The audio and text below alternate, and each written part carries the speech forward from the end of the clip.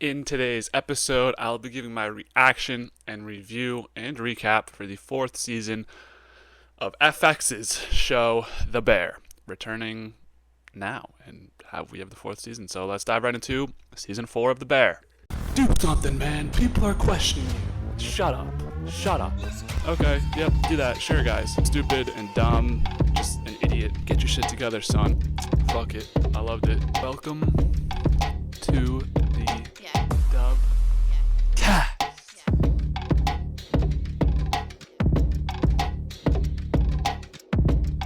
Coming into season 4 of The Bear, I was a little bit tepid with my expectations because season 3 I think was widely a disappointment. Looking back on season 3, is there one memorable moment of season 3 that you remember being like, oh, okay, like, I don't even think, like, end of season 2, Karma gets locked in the freezer. We didn't even fucking address that until this season. Like, season 3, and I respect the shit out of The Bear because The Bear is dropping seasons every year, which you're hard-pressed to find a show that's doing that right now that's not, like, freaking, like, a random doctor like NCIS or something, or, like, a reality show. They're coming out with new seasons, 10 episodes every single summer, and it's, like, the first 2 seasons were great, and they're back here another 2 seasons. Season 3 was not good, man. Like, nothing happened the whole season. It just felt like kind of like fodder for setup for season 4. And with that being said, I thought season 4 was a lot better than season 3. Kept me, brought me back to those OG days of The Bear. It's never going to be season 1 or season 2. Those are obviously going to be the best. It just feels like, past season 2, they kind of ran out of ideas for how to make this thing work, where it's like now this season they're going to like run out of money, which I think is a decent, premise for the season, this clock that's ticking down and what will happen when the clock hits 0. But yeah, it felt like coming out of season 3, I was like, oh, is this like show going to still be good at all? Or, I was a little bit worried about season 4, but I think season 4 mostly delivered. This felt like a return to form in some capacity. It felt kind of like a mix between the bad aspects of season 4 and the good aspects of season 1 and 2.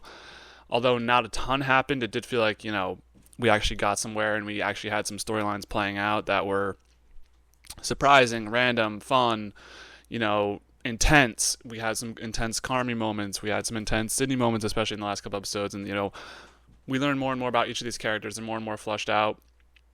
They have that classic one episode that has to be like an hour long for some reason, which was the wedding, which I thought was a pretty strong episode. Most of these episodes, you couldn't go back and be like, I remember that was in that episode, but it's the longer episodes that do the trick, and they still have a lot to uncover. Like, we learned about, or we saw an interaction between Carmi and his mother this season near the end. We saw, a bunch of stuff that was interesting playing out. So I thought season 4 was somewhat of a return to form for The Bear. I think this is probably the third best season, with season 3 being the worst. Season 2 probably being the strongest in my opinion. I'd have to go back and look at the episodes because it's hard to remember what happened in what season.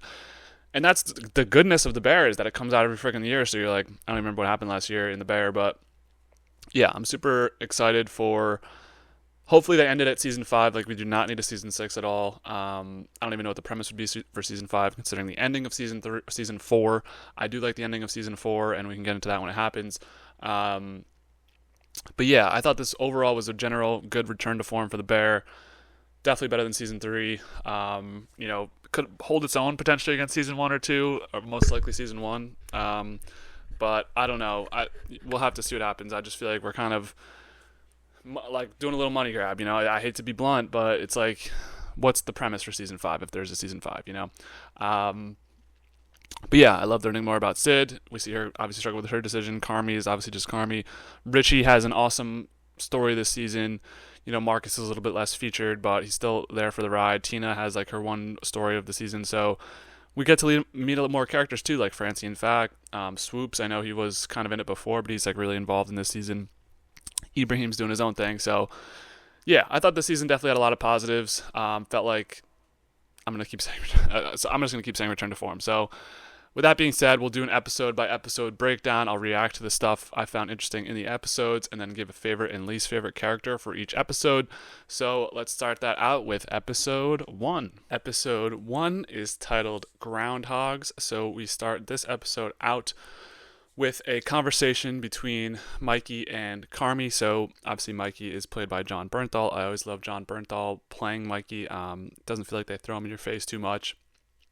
His cameos always kind of hit home, and Mikey seemed like a great guy to be with, like, at all times. Like Richie obviously was boys with him. Carmi was kind of good friends with him for being a brother, you know, and we see how much his loss hurts the community. So I do always like seeing Mikey, and I love how they don't throw him in your face and make him be like a main part of the show. He's got these really important cameos. So this conversation, they're talking about their dad, which, we don't really learn a lot about their dad. We know a lot about their mother, Dee Dee, but we don't really know about the dad. Seemed like he kind of skipped out on town, wasn't really the best person, as they call him, an asshole here. And Mikey is talking to Carmi. Carmi's like, should we open our own restaurant? But Mikey's like, nah, I got one. And we find out that he was the one who came up with the nickname for the restaurant being the Bear. So good job to Mikey for, creating this creative muse that's going to help Carmi. And, this might be I think this is the only time we see Mikey throughout the season. So love John Bernthal as Mike. Hope he returns in season 5 when we get our last season. And this was a great conversation between these two. I love their dynamic, the brotherly dynamic between them. Moving on, we are now in the present day. So at the end of season 3, we had the big review, which I didn't mention in the overall review of the season, but yeah, the review was the big part of season 3. What would happen, and then they finally get the review. It's kind of mixed. So Carmi and Sydney are talking about it. Sydney's saying, everything's chaotic. It's crazy, and I don't understand the freaking menu from Carmi. Every season, or like the last couple seasons, he's been like, we have to switch the menu every day. Like, I think he just wants to fucking make everything as hard as fuck. I think someone calls him out on this season, and called him out before, but it's like, dude, you have these people who are just working like a freaking Arby's basically, and now you're trying to make this like a gourmet restaurant, and no one's on your level of being like that insane. So yeah, Sydney tells Carmi that he thinks he needs it in order to be talented. And yeah, you don't need chaos to be talented. You can just be very talented at something, be very relaxed. Think of a painter. Painters are very stylistic and thinking about every little thing. They're not doing all this shit and making it chaotic just to like be talented. So I agree I'm Team Sydney. I've been Team Sydney. I'm gonna continue to be Team Sydney mostly until the end, but we'll see what happens. Moving on, we have cousin Richie, obviously divorced recently. He's having some parenting issues. We kind of got some catching up with each of the characters. He's struggling with Tiff being with the other man whose name I'll have later on, but I am forgetting it at this point. Ibrahim's applying to college. Shapiro is still calling Sydney about the new position, and Tina needs to get faster, so her big storyline of the season is trying to cook this pasta dish in under 3 minutes. So yeah, nice little updates about each of the characters, obviously having their own little struggles, or I guess mostly struggles. Besides Ibrahim is just, well, that's kind of a struggle too, is applying to college is not the easiest thing in the world. So we learned the big problem of the season is they only have a certain amount of time before Jimmy is losing too much money. Uncle Jimmy is always the fucking problem, which I don't understand why they don't just like buy him out or something, but I know they need his money to run the plays at Chicago. It makes sense, but it's like, Jimmy's never fucking happy, and it pisses me off where he's just like, oh, you need to do better, where it's like, obviously this place has gotten a lot better than it was before. So that always annoys me, but yeah, they have 2 months in order to get to where they want to be. So I guess this season lasts 2 months, which is crazy to think about. It seems like only a couple of days, but 2 months before they hit the line where Jimmy's got to call it on the restaurant, which I'm sure he'll do because he always threatens it and he definitely follows through with his actions, right? Jimmy. Meanwhile, Richie tries to chime in to apologize to Carmen, but he still ends up going at it. So there's been a lot of tension between these two. Carmen was locked in the freezer, said some shit to Claire, said some shit to Richie. Season 3 happened and nothing happened between that. Just kept the tension. So yeah, Richie tried to say something here, didn't work. Still going to be going at it, Carmi and Richie, for a while. They make a deal that if they get the Michelin star with Jimmy, that they will be able to keep going with the restaurant. So I guess that's what we're trying to do, is get the Michelin star in order for Jimmy to stop threatening to freaking sell it. And then a nice scene to end us out here is Richie brought in the service people from Ever, and we see the head expo person be Jessica, who I like Jessica a lot, and it was awesome to watch her work at the end of this episode. So yeah, it looks like it's a good season for the Bear, where you've got this expert crew coming in to help run things in the back. So awesome work from Richie there. favorite of this episode I'm giving to Jessica. I liked how organized she was, and that scene of her calling service at the end was the strongest aspect of this episode, in my opinion. I like that little, montage at the end we get of her kind of calling out orders, and that'll happen a couple episodes in a row, but I liked it to start us off in this season. Least favorite is Jimmy, always coming up with new excuses and how he wants to close at the restaurant. He has no faith. Have faith in your freaking I don't even know what Carmi's relationship to, well, he's uncle, so have some faith in your nephew, bro. Jimmy gets my least favorite for episode 1. Episode 2 is titled Soubise. So we start this episode out, may have just butchered that episode title. We start this episode out with Ibrahim opening up to Carmi about no one looking for him after he was done with culinary school. So we saw in season 2, him and Tina went to culinary school, and then when he was, I guess done with culinary school, no one really looked out for him. And yeah, I actually don't remember Ibrahim being a big part of season 3, but it's good to see him back. And, he definitely takes on a bigger role this season, so that was nice. I do like Ibrahim and his storyline with Tina, and now coming to here. But Carmi, I think an overall development of Carmi throughout this whole season is he's more receptive to these type of conversations, where before he'd be like, yeah, can we talk about this later? But it seems like he's actually listening this season. Like we actually see an improvement on that end, like on the human end of Carmi, and maybe I'm wrong on that, but it feels like he's like actually genuinely at least caring about the people he works with for now.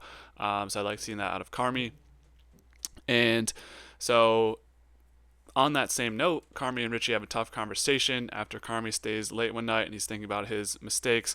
Richie's there as well, and he says Richie says to him, today is tomorrow, so you got to do better tomorrow, do better today, it's all the same thing. So this was a nice conversation that happened between Carmi and Richie. Obviously a lot of tension in the air, but I do love Richie and I do love Carmi, so I'm hoping they're able to get it back together, man. Meanwhile, Richie's by himself at the bar with a drink and smoking a cigarette inside. I don't know where in 2025, because they make you aware that it is 2025 with a reference later on, which we'll get to, but I don't know if maybe it's like a speakeasy type place. I've never been to Chicago. I need to go to Chicago. But yeah, I don't think that's really allowed. Anyways, he makes a 310 to Yuma reference, which if you plug, go check out the 310 to Yuma review on my channel. But it was a good reference though. And then he makes a call to somebody out there to help him with the restaurant. So yeah, it's been a struggle for the Bear, even with the improvement in services. They're still looking to do a little bit better. So he's calling to any power out there to help him with the restaurant. Meanwhile, Sweeps is the person who's in charge of the alcohol at the Bear, mostly wine, and I gotta lie, Sweeps' storyline to me was pretty boring throughout the season. Probably the least exciting part of the Bear for me this season. It's nothing against Sweeps the character. It's just like I don't really care what wine you like and figuring out what's from what year and stuff. I just didn't find that interesting, to be honest. But he's learning more about what pairs well with wine. Meanwhile, Tina always does the supply runs, and Jimmy's making budget cuts. So we learn that the farmers have shrunk their contract with the Bear, and Sugar doesn't like this person named Francie. So there was a little spoiler that I did see going into the season. I did see the actress who was playing Francie, so I was kind of looking forward to seeing Francie at the end of the season. But we learn very fast that Sugar is not a fan of this Francie Fack person. So we'll have to see how that plays out.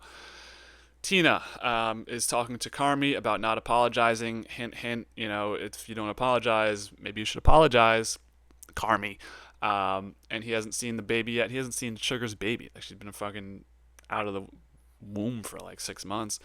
Go see your sister's baby, man. Like, I know the restaurant business fucks you up, but you gotta have at least one day off. I know it's regulated too, but even if you're fucking Carmi and you're working your ass off, you gotta get 2 days off, man. Don't hang around and watch architecture. At least drop in on Sugar for like 30 minutes. Damn. So that was kind of a big reveal that he hasn't seen the baby yet.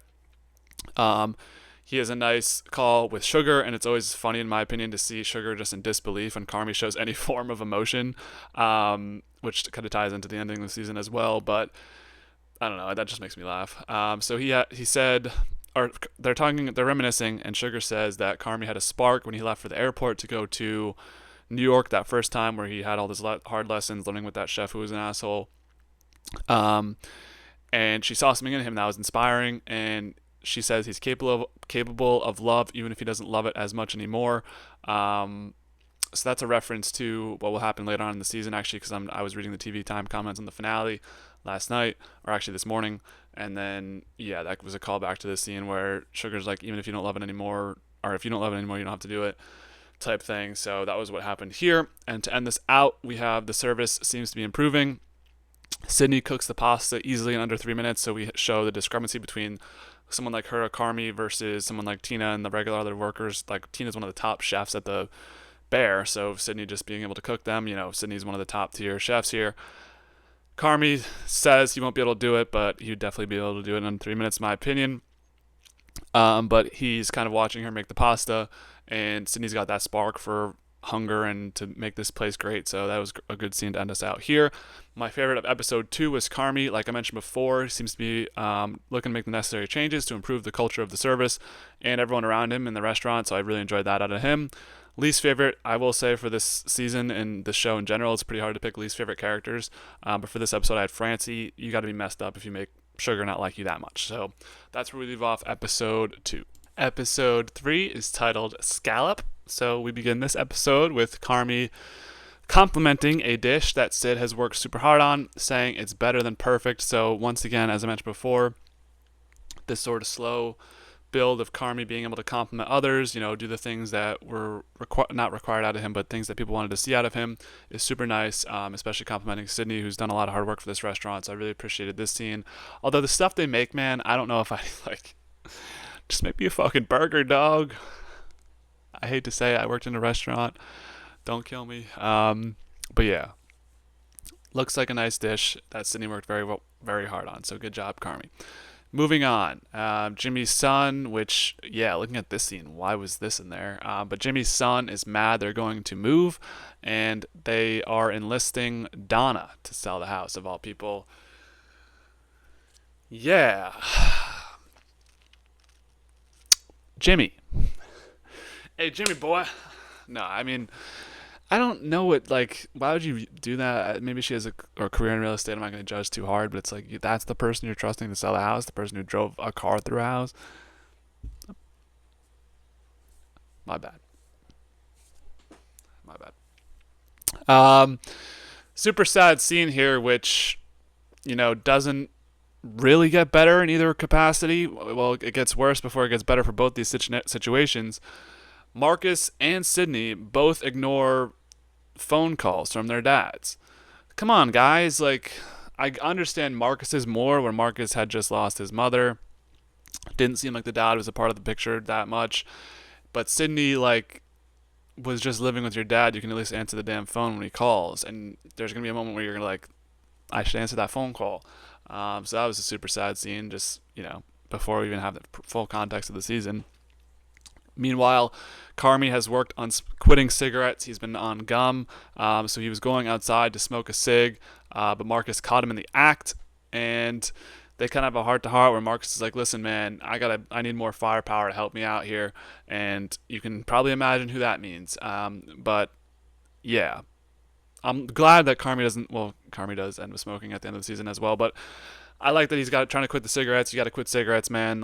Those fucking restaurant people chain smoke. I know, I've been around them, and I'm not innocent either. I used to, go to the porta potty and a little vape.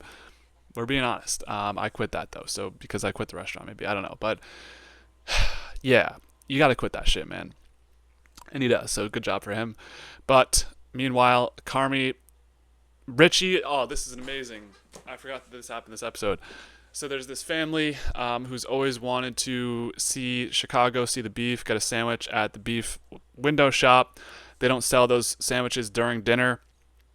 So Richie's making a sandwich, and he's like, fuck you, Carmi, I'm taking this out no matter what. But Carmi grabs, he's like, hell no, man. But he's actually helping Richie with the surprise of the beef sandwich during dinner, cutting it in half, making it more appealing. And seems like they're slowly healing together, which, we'll take it because we want to see Carmi and Richie together on a good terms, but it's going to come at a cost. It's not going to come easy. And this is an awesome scene where this whole family gets to live the experience of a lifetime. And there's seemingly a food critic sitting right next to them at the table watching. They kind of focus on this guy with the glasses. But they take him outside and they get it to somehow look like snow. How nice for that girl. She was just got out of a cancer scare, I think, and she always wanted to see snow in Chicago, and they rig up a machine. The Fact brothers are involved, which I'm not going to talk about the Fact brothers a lot because they're just kind of goofy throughout the season, but I love them. I love the Fact brothers. They're just not something I was taking notes on, But that was an amazing scene, like a very heartwarming scene. I like this episode a lot too. Now that I'm thinking about it, this is probably one of the top 3 episodes of this season. And so what an amazing dining experience. But then it's fucking ruined with Claire. Nah, Claire was actually a lot better this season, to be honest. But this is probably her weakest scene, in my opinion. So Carmi is at the subway, and he's like, you know what, fuck it. Sorry, my contact's like bugging. Okay. This is a distraction. Carmi's at the subway, and he's like, you know what? Fuck it. I'm not going on the subway. He runs all the way to Claire's apartment. Does not go well at first, where Ted Fack is like, Mom dating this Kelly girl. We're the only ones here. She's not here. Then Claire is just there, so it's like super awkward to start. Carmi's not really like bringing up good conversation, so it just doesn't go well. And then I forget who said it, but one of them says, "The way I feel around you is hard." Christopher Storer, what are you doing, man? You know what you're doing with this shit. Bruh moment. Have to say it. I know this is a professional podcast, but we're allowed to crack jokes every here and now and then. And I was like, am I not supposed to be fucking crying, laughing at this convo? Like, the Claire Carmi thing has just gotten comical to me at this point. Like, I just don't care about it at all, really. I still don't really care about it, but I thought this was like a comedic relief scene here. So Carmi says she makes him feel like he's on fire. That's a great thing to say to someone you're trying to woo back. And then it turns into a vocal argument, and Carmi finally apologizes after a season and a half. Goddamn, Carmi. But he finally does it, and then she basically just grills him at the end and just goes straight ruthless mode to him at the end. It's like, I need time. I'm not gonna want to talk to you right now. We'll talk later, maybe. I've been waiting for the Sydney and Carmi connection. I think it's too good to be true. It probably won't happen. But I'm team Swarmy or Samarmy. I'm team Kidney. Yes. See, you know what I'm doing. Team Kidney. Okay, we're on it. And then at the end of the episode, Carmi calls Pete to change something in the agreement. We don't know what this is until later on in the season, but interesting note to end us off there. So my favorite from this episode was Richie. Really made that woman and family's day. That was so sweet. Like, I love Richie as a serviceman. He's this grump in season 1 and 2, but we really see his development turn into this awesome guy.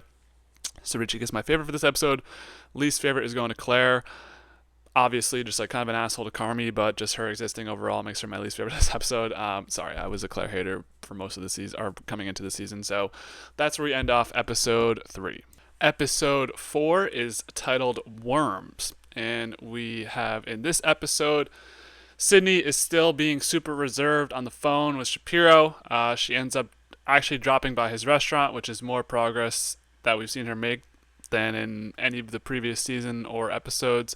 I'm actually showing interest into being a part of Shapiro's team and what he's building at Ever. I guess at the end of season 3, he was kind of there, or she was kind of there and was a big part of that, but I don't know, this felt like maybe, she's actually considering this offer. And the vibe was pretty awkward, to be honest, between her and Shapiro. I don't know, Shapiro seems like one of those guys who thinks he's caught up on current trends, but doesn't really know what's actually going on. And there, he just comes off pretty cringy in this scene. The focus of this episode is Sydney getting a haircut at a woman's place. And this is her cousin that we've met for the first time now in this episode, and while her cousin is going out to buy her more hair and just takes up the whole episode in doing so, Sydney goes upstairs to talk to her daughter. So we find out that they're not actually cousins, they're childhood friends, and this girl, the daughter's friends, are having a sleepover, but only invited the daughter when she walked up to them, and she's going to a different school, so it's kind of like that little middle school vibe of like, you're not coming to my sleepover, you're going to a different school in high school, and we don't want to be friends with you anymore. Very kind of rudimentary of what you'd expect for some middle school drama, but Sydney is trying to talk her through this while also basically alluding to the fact of her having to decide between staying with Carmi or going with Shapiro and leaving the bear. So my question during all this was, how long does it take for this woman to freaking get the hair she needed? Damn, Chantel, it's taking for hours.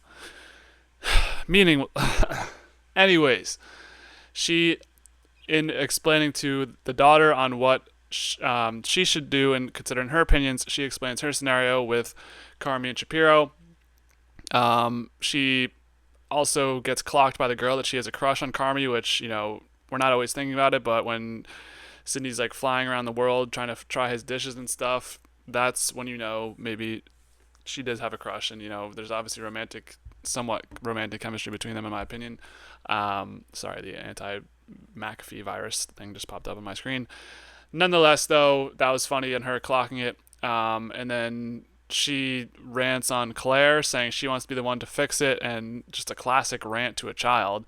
And I think a lot of girls out there like this idea of being able to fix a man, and maybe men like this idea too of wanting to fix a woman. Like people they view as mentally are unstable and just want to be like, I want to be the one to help you out, or I could be the one, but it never ends well. So maybe that's kind of an allusion to how this won't end well. But nice rant in front of a small child. Anyways, Chantel is back from her massive shopping trip. She was at Adidas. So she just left her there for hours. She's trying to get a haircut. What if she had places to be? Like, goddamn. And it's funny because Shapiro and Sydney are like talking on the phone earlier, and she's like, I don't know, like, I have this hair appointment. I don't know if I can drop by. But good thing she went before. She'd be freaking, Shapiro would pull the offer on her for being this late. So eventually the daughter ends up getting a phone call, and she will be going to the sleepover. Obviously, if they call again, you're going to go and feel like you have to go. And, maybe she actually did want to go. And then she tells Sydney to work wherever she thinks is best. So we'll find out what the case scenario is for that. And she, at the end of this episode, calls Shapiro and asks to go over new paperwork. So obviously, one of the big themes of season 3 and season 4 is Sydney refusing to open this agreement from Carmi and Pete and Sugar on how they're going to proceed with the business. But now she's calling Shapiro to go over paperwork with him. So it makes you wonder, is she actually considering going with Shapiro?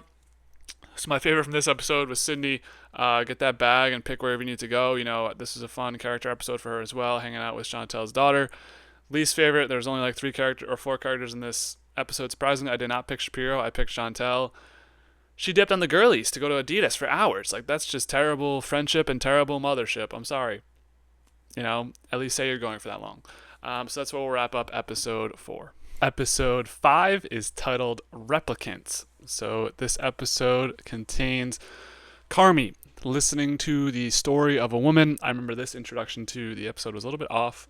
Well, just off in the sense of being different, than usual. So this woman, she left for a couple days. She left her brother, who had an addiction, at her place while she was on vacation or something. It wasn't unclear where she was going. Left him to take care of the place. He was addicted to stuff, and then he has an absolute rager. Everything's everywhere. He's laying naked, or there's people laying naked in the bathroom. There's pills and shit everywhere. Clearly had a fucked up party. But as soon as she wakes him up, he's like, at least I watered the plants, because that's all she asked was please take care of these plants. They'll die if you don't water them. So trying to understand the rationale behind that story. Now, I feel like we're so far into this season, or so far into the story, that I don't remember if Mikey was really an addict. I don't think he was, but I think these meetings kind of help Carmi rationalize things. Yeah, I mean, I don't know. What do you guys think this story was supposed to mean? Because it definitely was one of those scenes that was supposed to have an impact on you. And it was a sad story, but maybe the watering the plants is just Carmi going back to being a restaurant owner, and he just needs to chill and not do that. But then it's the other guy, the guy's an addict, so I don't know. Meanwhile, Ibrahim has been working with this man named Albert to improve the sandwich window of the restaurant. So as I mentioned before, there's the sandwich window, which operates on the side of the restaurant, and yeah, it's one of the best aspects of the restaurant. So Ibrahim's looking to improve that. Meets Albert, who's kind of this Jimmy style figure, who's able to kind of speak the language to him and help him expand upon that later on in the season. Funny meeting between all the members of this team. I like the sandwich guys. Wish they were in a little bit more. They're kind of the facts of the restaurant, or the sandwich side, and then have a new robot as well. So there's a good dynamic on the sandwich window side of things. Meanwhile, we have Tina also keeping it real with Carmi. They got to consider keeping the menu consistent. She tells him he's the shit, and you are the best at what you do, so don't freaking fuck it up and keep trying to switch things up. What you make is great, and so keep doing that. So that was really nice out of Tina and also pretty much inspires him to actually do that. So that was really nice of her. Meanwhile, Luca is back.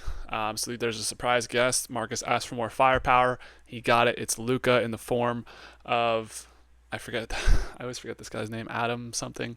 So yeah, Luca's back here to help Marcus with the dessert station. I think they're assembling a super team at the Bear. You have Luca back helping. Obviously, Marcus, Sydney, and Carmi are all great. Tina's really improving. The kitchens or the service staff now with Jessica and the other two guys that Richie brought over from Ever. Richie's really like a top service man. Like this should be a recipe for winning, you know.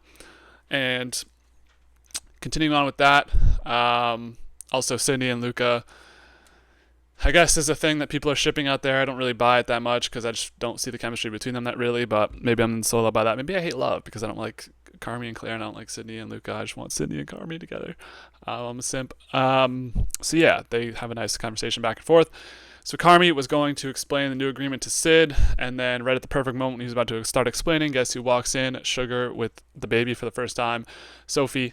Obviously, Carm has not met Sophie, so this is a big moment for him. And totally dissuades from the agreement, so we never are going to find out what's in the agreement until later on in the season. So yeah, just another rug pull there, but it's fine. Last part of this episode, Sydney gets a call from a random number, and it's super unfortunate news. Her dad had a heart attack, so main message here is to always answer your phone, because I remember a couple episodes and I was like, you should answer your phone, Cindy. Now look what happened. I don't want to be like, haha, but you know, you should always answer your phone when your parents call. I think that's very important. And Carmi's like outside with her in the moment, tells her to go to the hospital, get away from here. Very sweet in the moment, and I don't think Carmi would have done the same type of thing a couple seasons ago. So it's really nice to see his improvement. He's able to help her, and she's on her way to the hospital. So my favorite from this episode was Carmi. He was actually pretty nice this episode, and just listening to people once again. So really strong season for Carmi so far, halfway through. Least favorite was Albert. I don't know, not really anyone to dislike this episode. I'm not sure I trust Albert yet. So that's where we leave off episode 5. Episode 6 is titled Sophie. So in this episode, we pick up where we left off with Sydney now at the hospital. Obviously, her dad just had a heart attack. Carmi is letting everyone know at the restaurant what's going on. He was kind of in a tough scenario where Sydney told him not to tell anyone. However, being that she's going to be gone from service, she's probably the second or third most important chef in the place, that he's got to let everyone know. So sadly, he does let everyone know. Well, not sadly, it's like they kind of needed to know. So he tells everyone what's going on, and then Sugar, while all this is happening, finds out that Neil Falk has invited Francie Falk to the wedding. Now, obviously, we have the beef building up there, so we'll have to see what happens with that, but she is very upset about this happening. So, continuing on, we have the Carmi and Richie beef comes to a head once again as they plan for the night ahead without Sydney there. Just seems like these guys haven't been on the same page since maybe at post Richie getting training in season 2, just always still butting heads. So we'll have to see about that. So Sydney at the hospital, and guess who's her nurse? Of fucking course, it's Claire. So Claire is the nurse to Sydney's dad while he has a heart attack. And then, Sydney has a very nice scene where she breaks down about how much her dad means to her. I say answer the phone. I've said that a couple of times, so I won't keep riffing on about it. But nice moment where she's kind of speaking to how much he's able to help her on a day-to-day basis. Obviously helped her move out. She kind of, by the way, in episode 4, I think it was, she's in hell right now with her money. I don't know. She's got to get that. She got to sign that agreement. She got to get that bag. She should work at both Ever or the new Ever place and this one. But yeah, her dad obviously helps her a lot. Her dad is one of the only parents we really know outside of Carmi's mom. So obviously, we hope he's going to be okay. But nice conversation between Claire and Sydney. Claire, I think, actually gets better past the first interaction we have with her, where she's just it's kind of cold and not really willing to talk to Carmi. But she gets a little better as the season goes along. Anyways, Richie is also crashing out a little bit about the upcoming wedding. So the whole premise, the whole big lead up of this season for Richie is that Tiffany's getting married to a new man. It's going to be, I think I have the name now. It is going to be,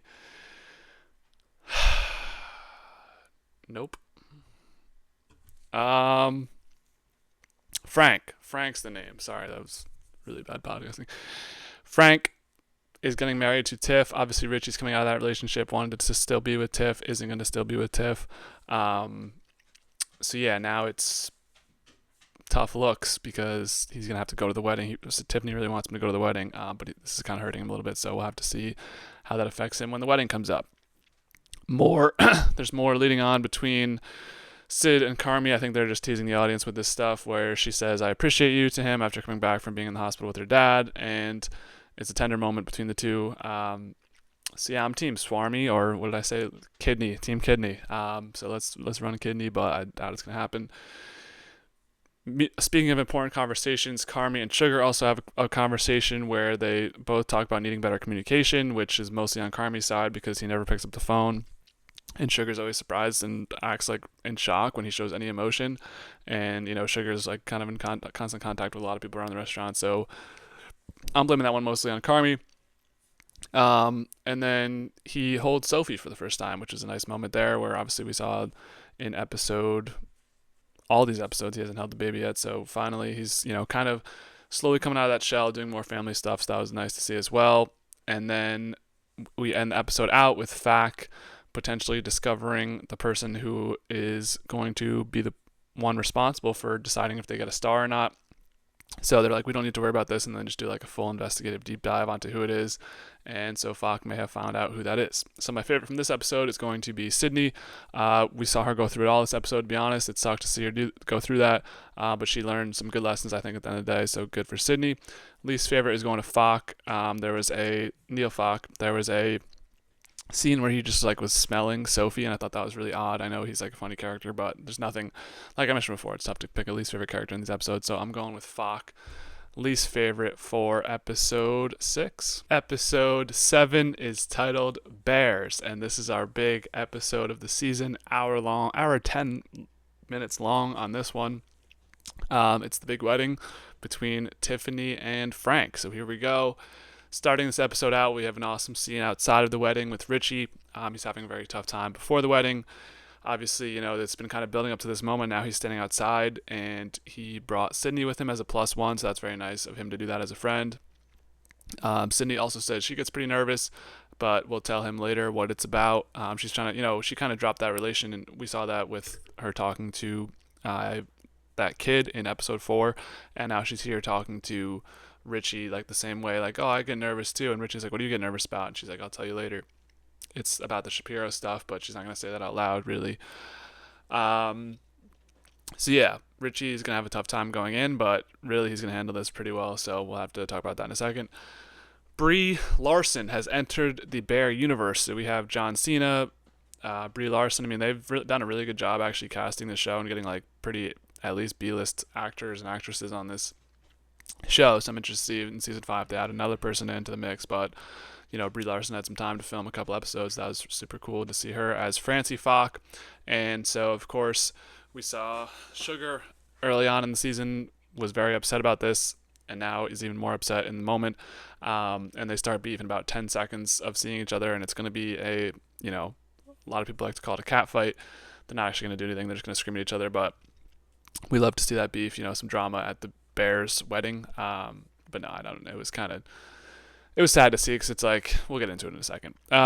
So Claire is at this wedding because just everyone who grew up in their neighborhood and is part of their quote unquote family, which is Richie and all them, and I guess that's the only people that Tiff has left that didn't just abandon her because her family kind of abandoned her, so this is really her family now. And then we have John Mulaney returning as Stevie. They're talking to Frank about the Bearzados and how they'll likely screw up the wedding. They're like, no, they'll be fine. To Frank, you don't have anything to worry about. And then as soon as Frank leaves the room, they're like, yeah, they're going to definitely screw this up, right? So yeah, unfortunate for unfortunate for Frank, but honestly, they do a pretty good job at this one where, I think the people involved are okay. It's not as bad as you think. We've seen family events between them before, and it's gone really horribly, but this one I think ended up going pretty okay. So Obviously Stevie, I think, was there at the car crash incident of season 2. Claire just knows kind of what's going on with Carmi and all that stuff, so it's fair of them to say that, but I think they're pretty wrong because, this wedding goes pretty okay. Meanwhile, Francie and Sugar are still going at it, and then someone brings up that they had hooked up in the past. So, interesting little curveball to throw into this relationship. So, we don't really know. We didn't really know that Sugar is either bisexual or maybe she's just a lot of. I don't want to get killed for saying this, but a lot of girls like to hook up with other girls and have fun. But it's like I don't know how many times they hooked up, so I can't really quantify their relationship like that. But they did hook up at some point in the past, and this is like Pete's one role, or Pete's like one of Pete's 2 roles in this season is to like be like kind of like, oh, you still have feelings for her type thing, but another layer of duplicity to add into this freaking insanity relationship between Francie and Sugar, and that took me for a little bit of a surprise just off the rip there. Meanwhile, another person who has entered the wedding scene is Carmi's mother, Dee Dee, and he's forced to talk to her for a couple minutes before Sydney and Richie, which is super nice of Richie, especially because they've been beefing, but Richie and Sydney grab him and get him out of there from talking to his mom. So that I like that scene where Richie's being a really good friend, Sydney's being a really good friend as well, where they're like they see the situation where it's like this probably will end poorly, so we need to take him away. Which is interesting as well that he like I didn't know it was that bad that he couldn't even talk to her for like 5 minutes, so that was interesting to me as well. But good job by Sydney and Richie there. And then Frank is going to need Richie's help in the meantime because their daughter is hiding under a table. Now, I don't remember the daughter's name. Sorry. I know she's very young, but I guess she was supposed to do a dance with Frank, and she doesn't want to do the dance, so she hides under the table. And Frank is like, I can't do this. I need your real dad to come in and help. So that's where Richie is able to, provide some expertise. And it's always been very cordial. Like, it's even better than cordial, I think, between Frank and Richie. It's just like Richie knows that Tiff doesn't love him anymore, and there's nothing he can do about that. Frank is also pretty nervous about the day, and Richie's like, chill out, I got this. So we'll have to see what happens with that. Meanwhile, Carmi, being pulled away from Dee Dee, is hiding out, and Uncle Lee, who is Bob Odenkirk, who we saw in season 2 get into a lot of beef with Mikey, comes to talk to him about leaving Mikey's funeral. So the big incident or to do about that was that Carmi was actually at Mikey's funeral, left pretty early, couldn't be there, just couldn't stand to be around the place. I mean, I don't understand that completely. It seems like a tough environment. So turns out Uncle Lee was one of the only people that actually did see Carmi there. So that's, if anyone actually does ever question him about it, then Uncle Lee could back him up. And his mom now, Uncle Lee has been seeing her as well, Dee Dee, and says that she's doing specifically better with pain and should be okay. Like, you should go and visit her, go hang out with her. She's really trying to do better, which we'll definitely find out about later in the season, but Uncle Lee's kind of hinted at it here. He also says that Carmi shouldn't feel bad about leaving Mikey. He was going for his career. So really like a nice scene from Uncle Lee, like kind of giving Carmi a lot of guidance. And then he also explains how he became friends with Mikey before he passed. Obviously, we saw them at odds throwing, I think they threw forks at each other, or Mikey was throwing forks, and they had that all-out beef that just caused Dee Dee to go crazy. So it was nice to hear that they had been on good terms before Mikey died. So really nice drop in from Bob Odenkirk. I thought this was a very good scene. Very, this was like what The Bear is all about. You have the intense restaurant shit, and you have the chill, like, actual character development stuff. So I like seeing that out of Uncle Lee, and a good appearance from him on this season. Meanwhile, Sydney is talking with Donna about Carmi. So while shooing Carmi away from his mother, Sydney is actually going to step in and talk to her for the first time. She gives Carmi showering compliments and explains how she went to New York after he went to New York to try his food, and how your work family can be closer than family. Which, yeah, at this point, Carmi definitely sees his restaurant family way more than his actual family. I mean, considering, Sugar's part of the restaurant as well, so that doesn't really count, but he doesn't really see his mom at all. He sees the people in the restaurant every day, like Tina and those type of people. So, yeah, it makes sense that sometimes you gravitate more towards your work people as your family rather than your regular family, especially in like a intense environment like the restaurant, where you're forced to communicate every day and talk to people for hours on end and work long shifts and stuff. So I thought that made complete sense. Donna's going to skedaddle after that. So everyone is going to eventually find their way under this table that Richie's daughter is under to try and tell her that, people are scared of things. It's just part of life. Like everyone's scared of something. Everyone's afraid of whatever. I didn't write down who's afraid of whatever. But Claire tried to, get it onto Carmi, and then he got skipped, and then she put it back on him. He was like, I'm scared of the opposite of chaos, which I thought was pretty interesting, that he kind of admitted to just wanting chaos in his life and chaos in the restaurant, which, if you ever worked in a restaurant, chaos is not really the place I describe as ideal. However, it happens. And Carmi, I guess, feeds off that shit, so good for him. But everyone goes in a circle and kind of explains what they're scared of. So I thought that was a funny scene where, some people are joking, some people are serious, and we learn a little bit more about each character. Meanwhile, Sydney has a text from Shapiro. He's saying, "You disappeared, and are we still doing it?" I mean, I know it's hard to know that her dad just had a heart attack, but dude, like, give her some space. I don't know if she told him, probably didn't tell him, but thought that was a little bit, come on, man. Meanwhile, Francie and Sugar finally reconcile after being under the table together, mentioning that they still do think about each other all the time. So it's one of those that I think they just needed to see each other and like get those immediate frustrations on their mind out, and then after that they'd be chilling. So it looks like we may see Brie Larson this final season of The Bear as well, or maybe last season, I don't know, fifth season of The Bear as well, but I like to see that too. So good job on them reconciling. Ted has a little arc this episode where he's thinking about he's going to tell Kelly a surprise later on.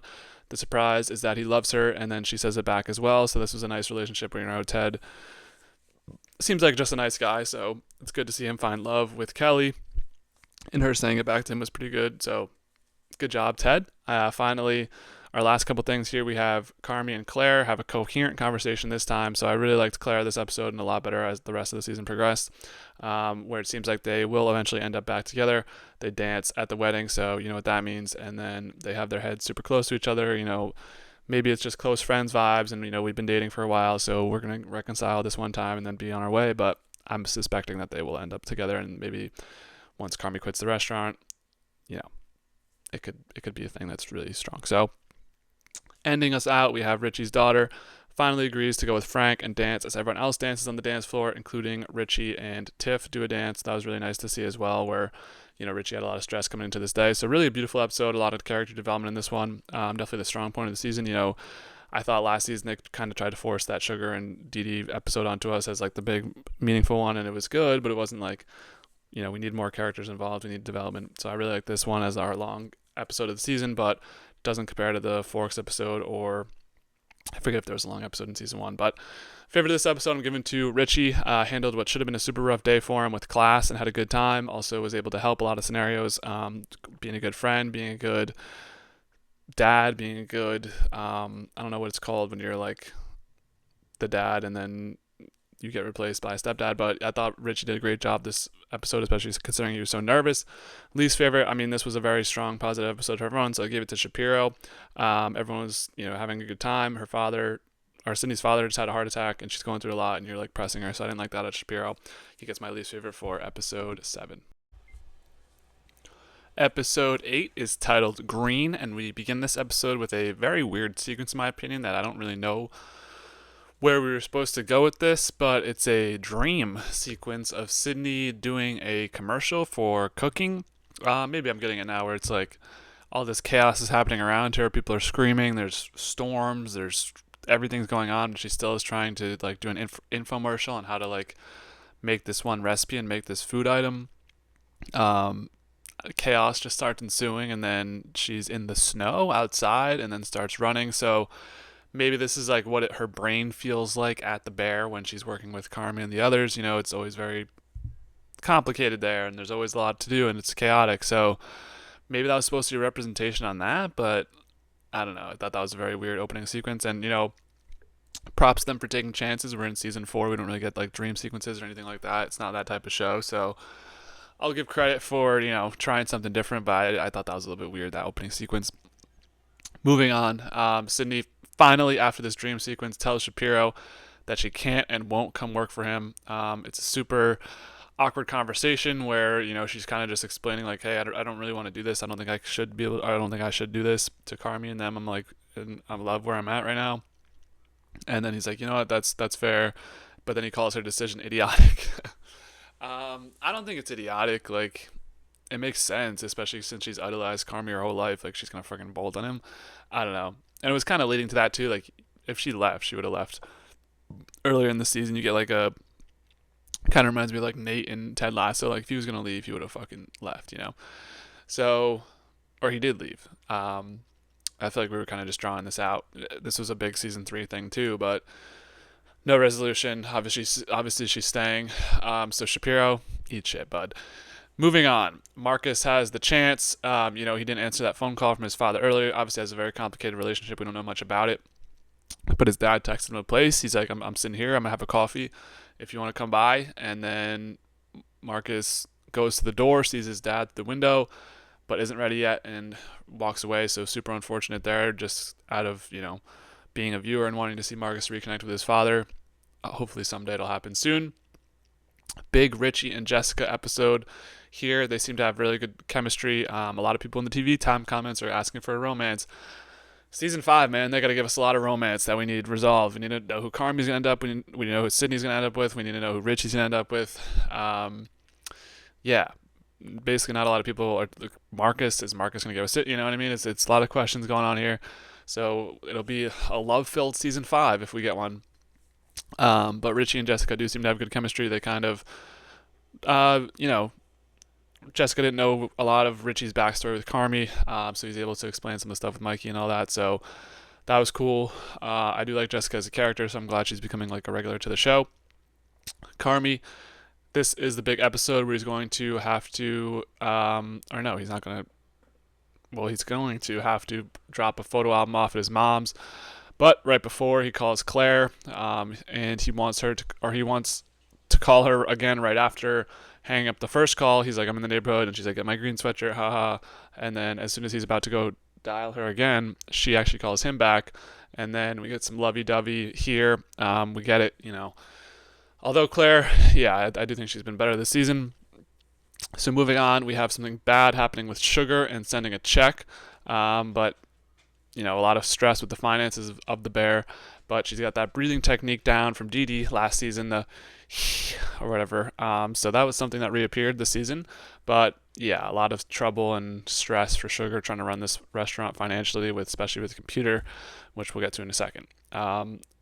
Another storyline of this episode is Neil trying to learn how to become a server with a bunch of guys. Ted's obviously making fun of him, a bunch of guys around the restaurant making fun of him, but Richie actually inspires him to do it correctly and believe in himself.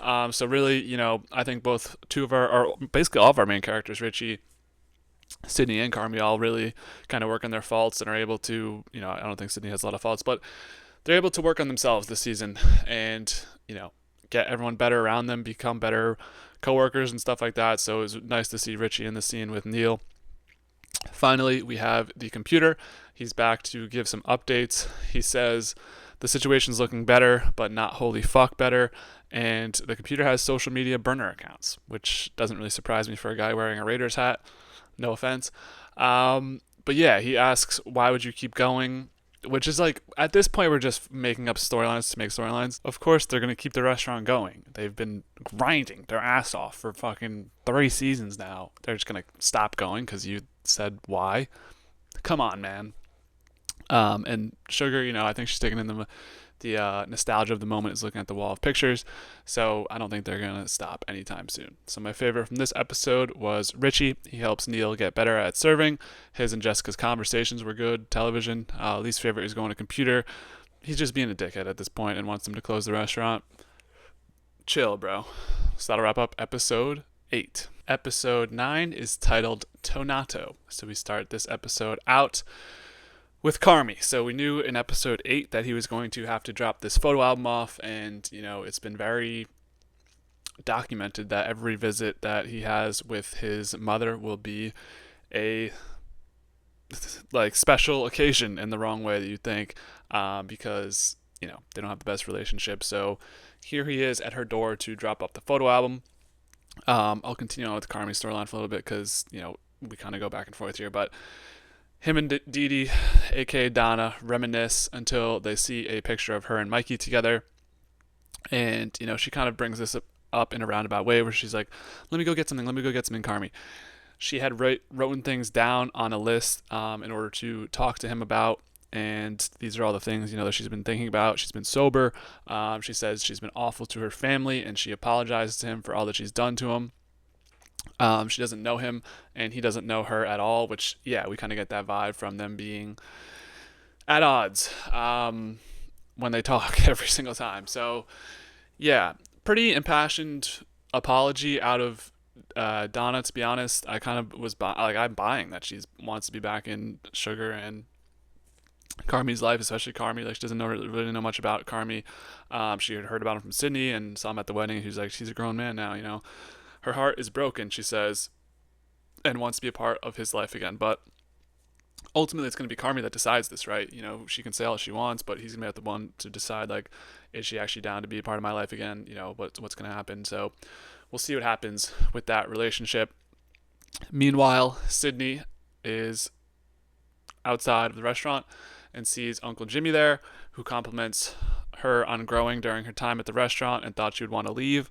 Hint, hint, she did want to leave at one point.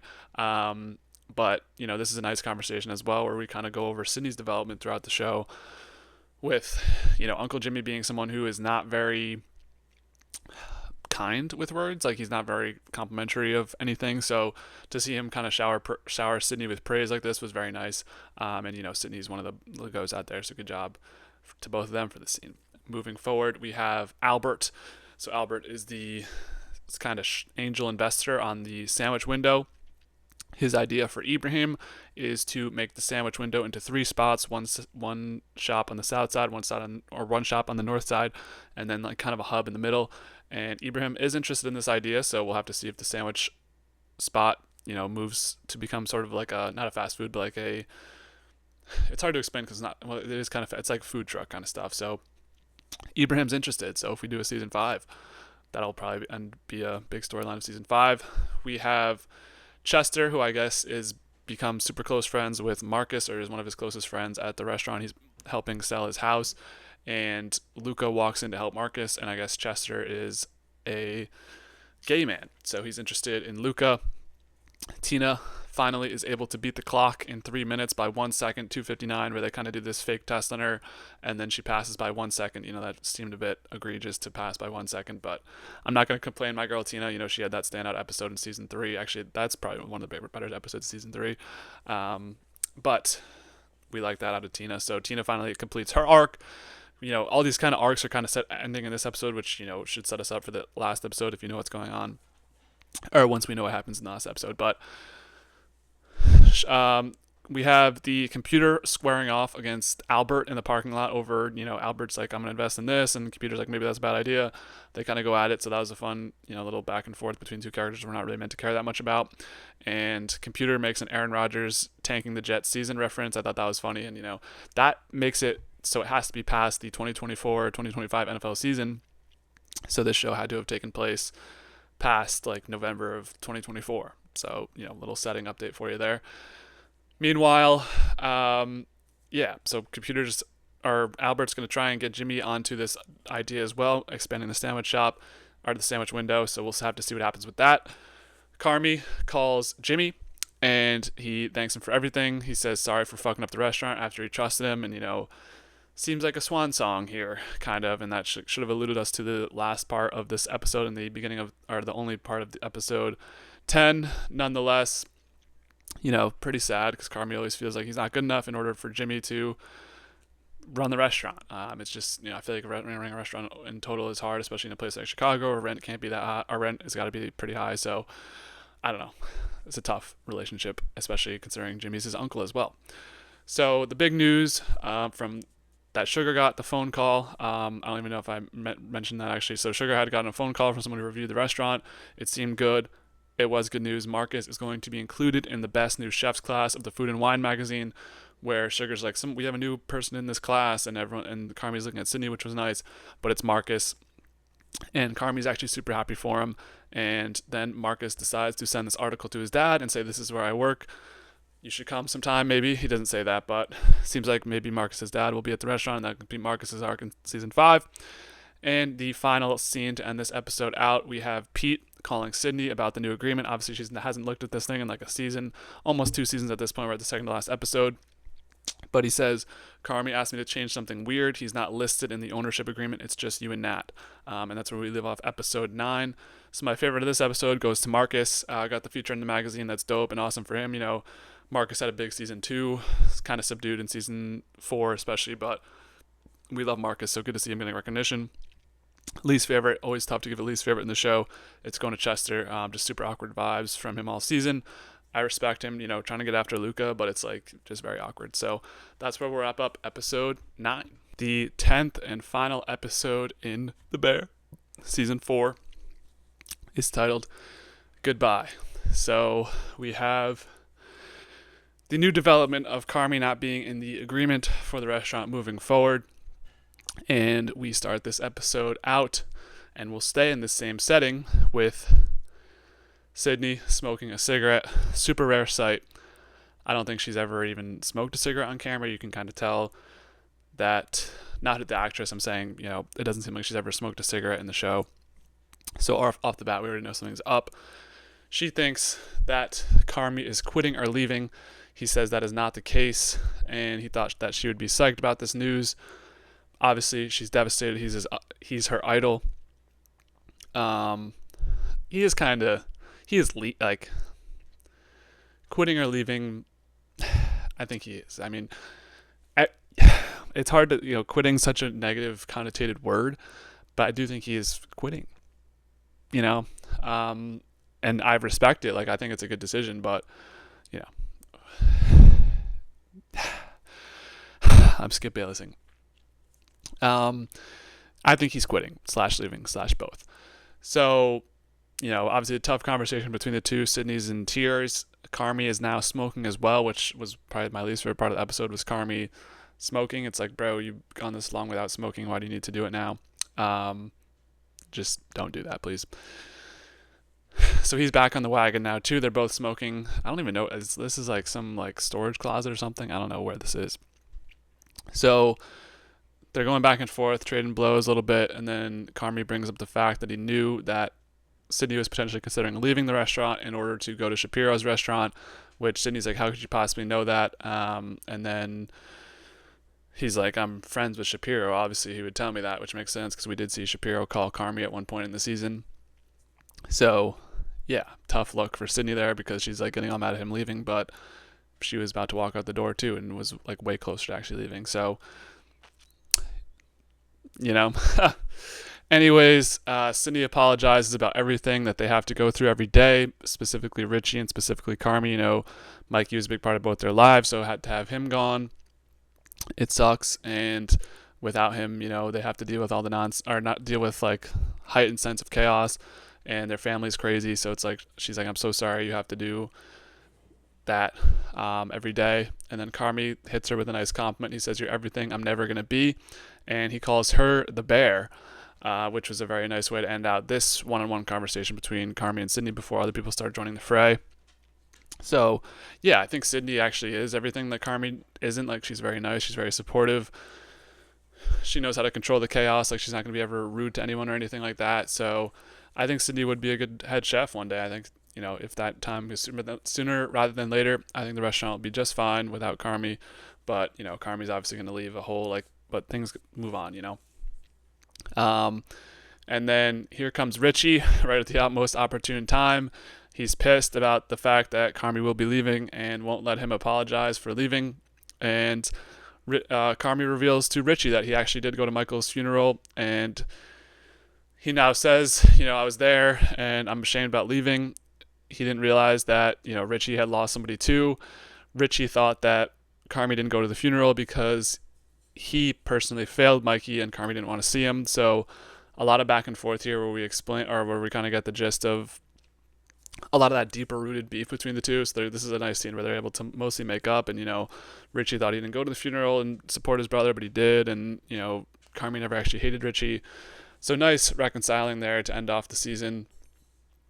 And then he says he resented Carm too for, leaving the funeral or just not being there, thinking he wasn't there the whole time. And then he also admits that, he was missing Carmi and was jealous of Carmi which makes sense because Carmi's like the most talented person in the neighborhood pretty much.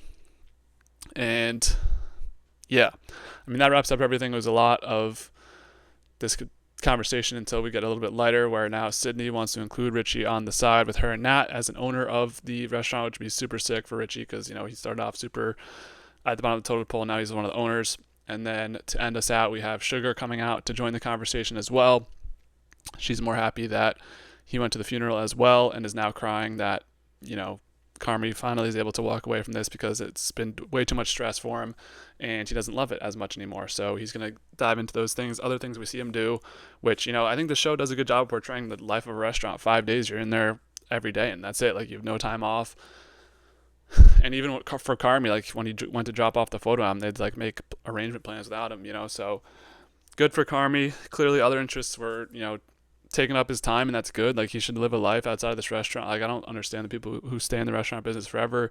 It would never be me, but I respect y'all who do it, and I feel like that's a good way to end off the season, as also the timer beeps, so the time of reckoning has come potentially in season 5, or this just means that was the end of the bear. So I think it was kind of like a double-sided thing. They don't know if they're going to do a season 4 because there's like a week where they didn't extend for season 5, but season 5 has been greenlit. So we'll be back for season 5. I'm not sure what that's going to entail, and, you know, I'm assuming it'll be the last season, but you never know. So my favorite from this episode was Carmi. Finally got it out there and is going to hopefully live free now. You know, he's not going to have to deal with these restaurant demons. He's just going to go have fun. Least favorite, you know, only 4 characters in this episode. I think Sydney, you know, I have to pick somebody. Yelling all the time was like, girl, you need to chill a little bit. But, you know, obviously she has pretty warranted feelings about Carmi leaving. So that's where we wrap up episode 10, man. Yeah, it's been a long journey. Sorry this took a little while for me to film. I gotta get better at posting these stuffs right when they come out, the shows. But yeah, that's the Bear season 4. I thought it was better than season 3. I think we're on track, you know, to end this ride smoothly. Looking forward to season 5. We'll have to see what season 5 holds for us. I'm assuming summer 2026 will be the Bear season 5, even though Jeremy Allen White's going on like a crazy world tour with the Springsteen movie and everything like that. But great acting. You know, this felt like a traditional Bear season, so super exciting stuff from the Bear moving forward. And, you know, this is a top tier show, so I'm glad to have watched this 4th season. So with that being said, that'll wrap us up on the Bear coverage for now until a season 5 comes out. And until then, be easy, y'all.